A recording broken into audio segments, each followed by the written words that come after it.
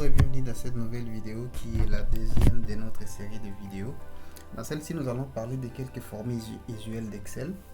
Il s'agit notamment de la somme, NB, NBval,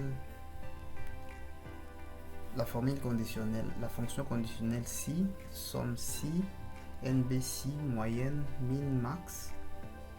Et nous allons terminer par recherche V et recherche H.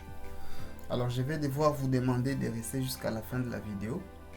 En Excel, pour saisir une formule, on commence par les signes égal. Et pour effectuer une addition, il suffit juste de saisir les valeurs après égal. Par exemple, nous pouvons saisir 12 plus 5. Et on saisit entrée, nous avons les résultats 17. Alors si nous voulons effectuer une addition entre deux cellules, nous allons faire égal. On prend la première cellule plus la deuxième cellule. Et nous avons les résultats de ces deux cellules. Alors nous pouvons faire pour autant de cellules qu'on veut.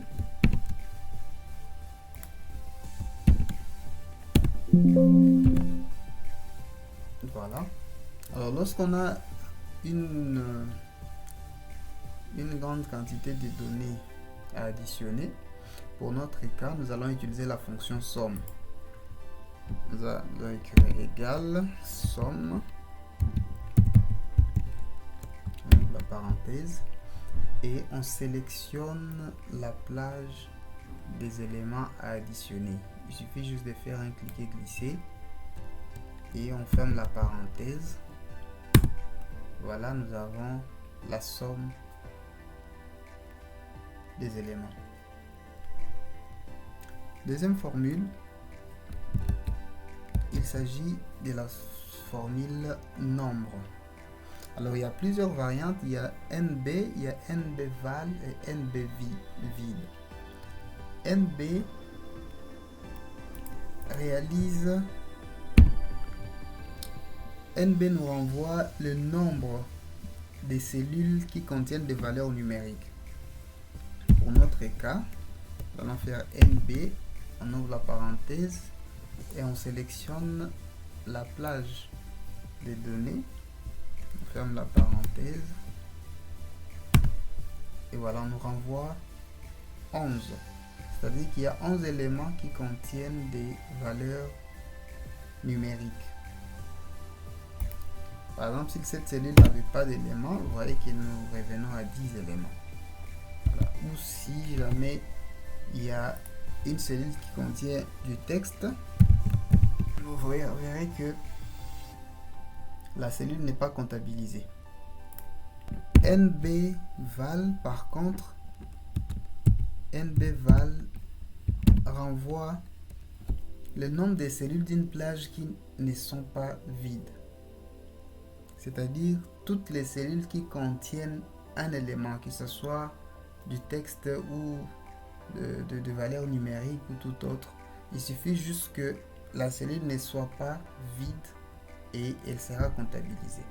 Alors, nous allons faire NBval et sélectionner la plage d'éléments. Et nous avons également 11.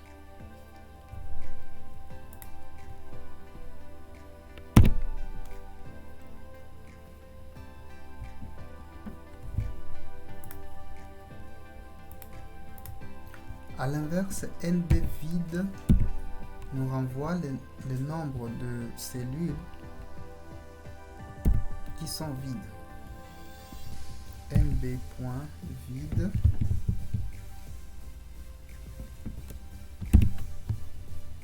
on sélectionne la plage comme d'habitude. Voilà, on nous dit qu'il y a 0 cellule vide. Donc si on supprime par exemple ces éléments, vous verrez qu'on nous renseigne qu'il y a 5 cellules qui sont vides. Alors, nous allons passer à la formule si. La formule si, c'est une fonction conditionnelle qui nous renvoie un résultat sur base d'une condition donnée. Par exemple, si nous cherchons à déterminer si le produit est un fruit ou non, nous allons saisir si et introduire le test logique, c'est-à-dire la condition qui devrait être remplie pour afficher une valeur donnée. Pour nous, la condition, c'est que la catégorie C3 soit égale, on ouvre les guillemets, à fruit.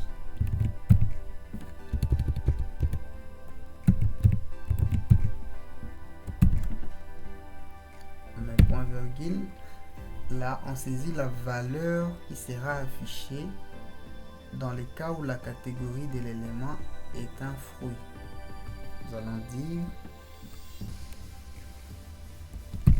afficher oui. Point virgule, la valeur dans le cas contraire. Nous allons saisir cet élément n'est pas un fruit.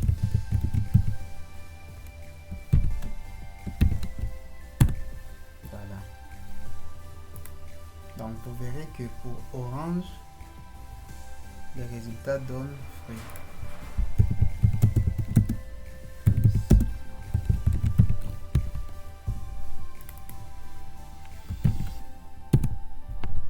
Et nous allons recopier la même formule partout.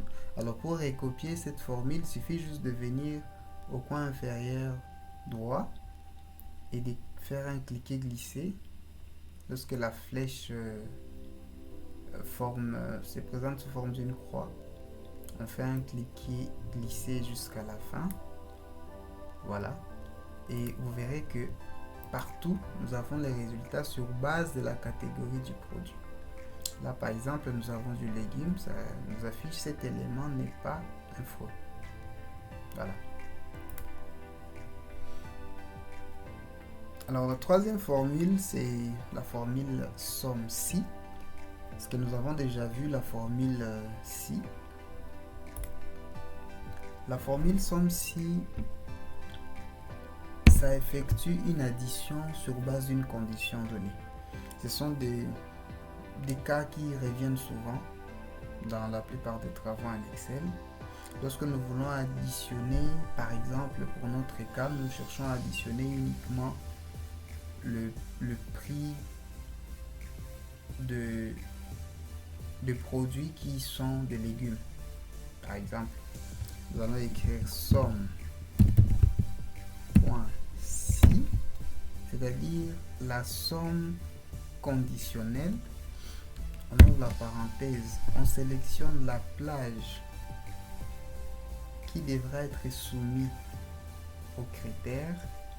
Pour notre cas, c'est cette plage de catégorie.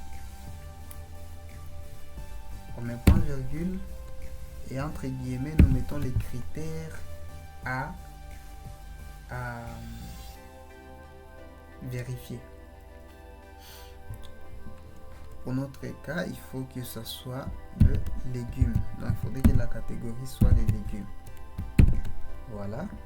Point virgule. Et nous sélectionnons la plage des éléments à additionner sous la condition, bien entendu. Pour notre cas, c'est cette plage détruite. On ferme la parenthèse et on se dit OK. Alors, à ce moment-là, vous pouvez clairement constater que les résultats qui apparaissent ici concernent uniquement les légumes.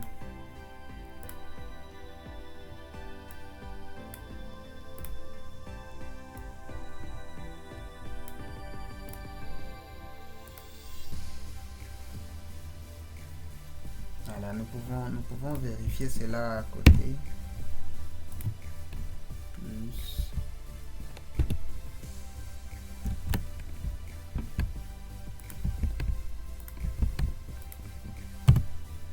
Là, vous voyez que c'est pratiquement la même chose.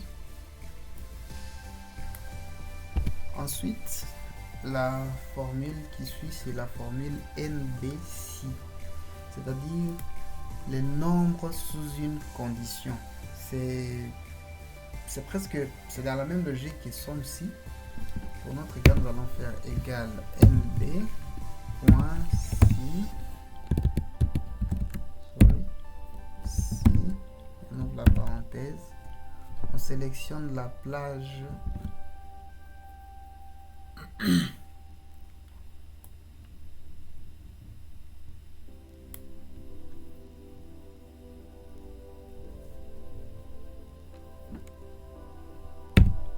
on dit par exemple nous allons compter le nombre d'éléments dont la quantité est supérieure à un seuil donné.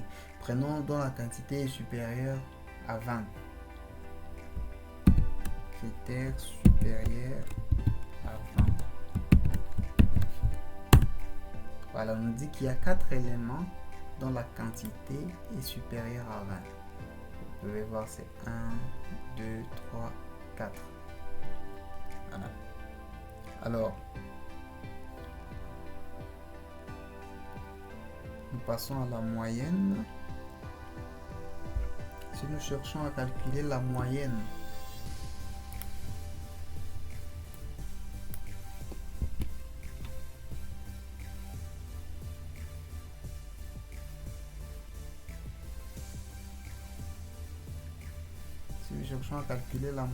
de prix unitaire, il suffit juste de saisir la fonction moyenne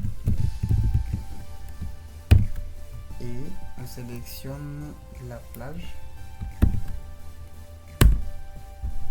Nous avons la moyenne de prix.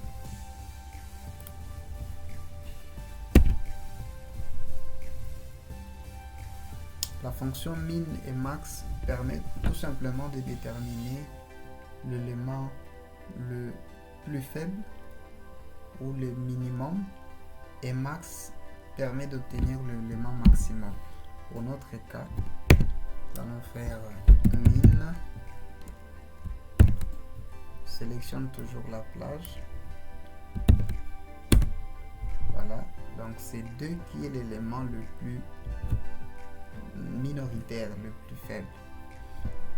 Et pour trouver le plus grand élément, il suffit juste de faire max, sélectionne la plage. Voilà, nous avons 78 qui est l'élément maximum de notre plage d'éléments. Enfin, nous allons terminer par la recherche V et la recherche H. Alors la recherche V, c'est une fonction qui permet de trouver dans un grand nombre d'éléments la valeur correspondant à une première valeur donnée.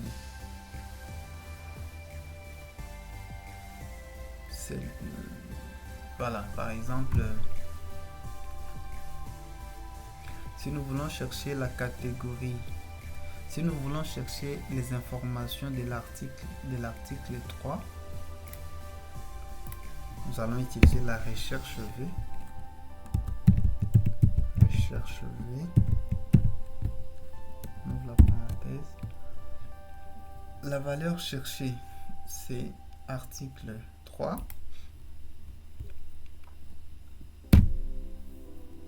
Qui se trouve dans B5.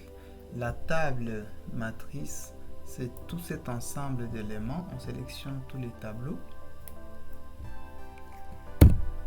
Après, on précise les numéros de la colonne, tout en tenant compte que la première colonne est le numéro 1.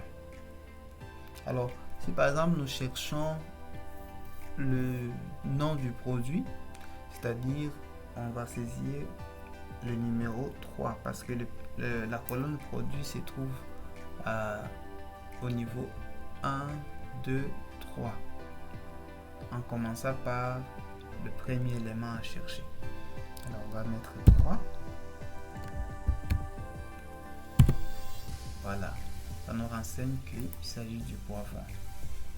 Alors si nous cherchons son prix par exemple, Cela veut dire nous sommes à la colonne 1, 2, 3, 4, 5. Voilà, nous avons 0.22.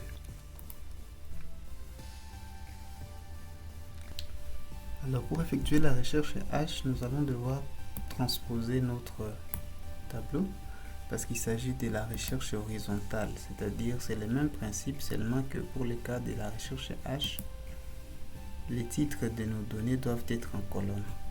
Donc nous allons devoir transposer d'abord ces tableaux. Voilà, donc la recherche H s'applique sur ce genre de tableau où on retrouve les colonnes au niveau les titres au niveau des colonnes. Alors nous allons saisir ici le numéro de l'article.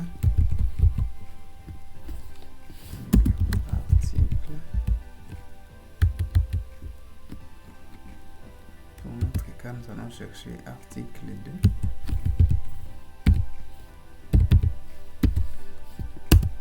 Voilà, maintenant nous voulons chercher rapidement quelle est sa quantité.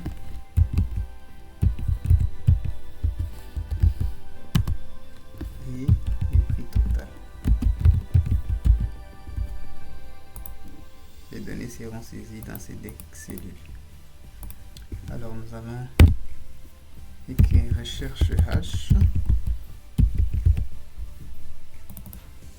On ouvre la parenthèse. La valeur cherchée c'est celle-là. Point virgule. Le tableau c'est celui-là. Point virgule. L'index de la ligne, numéro de l'index de la ligne. Pour notre cas, comme nous cherchons la quantité, on va chercher la position de la quantité dans notre tableau. Ça se trouve à la 40e ligne. 1, 2, 3, 4. C'est la 4e ligne. Ferme la parenthèse. Voilà, donc l'article 2, sa quantité est 34. Pour les prix total, nous allons faire recherche H. Valeur cherchée, c'est toujours cette valeur. Le tableau des données ou la base des données, c'est celui-là. Point virgule. Numéro de la ligne pour le prix total, c'est 1, 2, 3, 4, 5, 6. Voilà. Alors à ce moment-là, vous allez constater si nous changeons le numéro de l'article et que nous mettons par exemple le 8. Nous aurons exactement ce qui correspond à l'article 8 au niveau de la quantité et du prix total. Nous sommes là, 44 et 88. Voilà, donc si nous changeons que nous mettions 3, voilà, la recherche H s'exécute correctement. C'est tout pour la vidéo d'aujourd'hui, j'espère que vous avez aimé. Ne manquez pas de vous abonner et de liker la vidéo. Merci beaucoup.